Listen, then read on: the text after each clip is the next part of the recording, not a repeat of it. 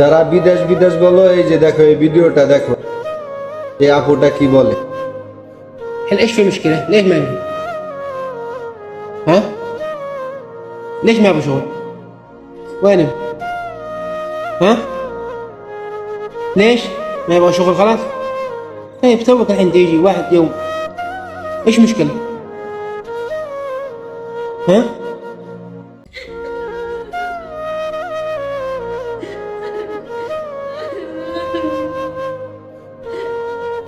هذه شغالة يا محمود أمس كويسة واليوم تغير الوضع من الساعة تقريبا 3 العصر إلى الآن وقفت قالت ما بشت تمام.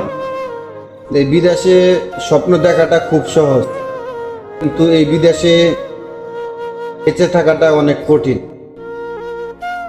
এই প্রবাসের মাটিতে থাকতে হলে তোমার মনকে শক্ত করতে হবে, ফ্যামিলি থেকে দূরে থাকার অভ্যস্ত থাকতে হবে।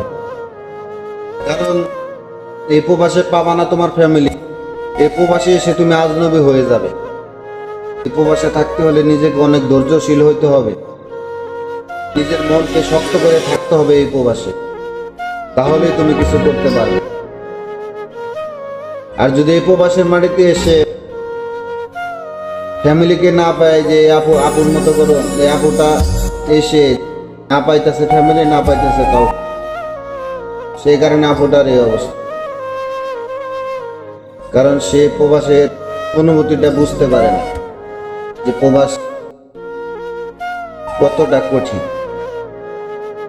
তাই যারা এই প্রবাসে আসতে চাও, যদি নিজের মনকে শক্ত করে রাখতে পারো, ফ্যামিলি ছাড়া দূরে থাকার অভ্যস্ত থাকে, তাহলে এই প্রবাসের নাড়িতে আসো। কারণ এই প্রবাসে তোমাকে থাকতে হবে তোমার ফ্যামিলি ছাড়া, পাশে কাউকে পাবে না। নিজের সবকিছু নিজেকেই করতে হবে, নিজে অসুস্থ হলে নিজেকেই লড়তে হবে। এটাই হলো প্রবাস জীবন। ভাইবা চিন্তা আইসে প্রবাস। ভালো থাকবে সব।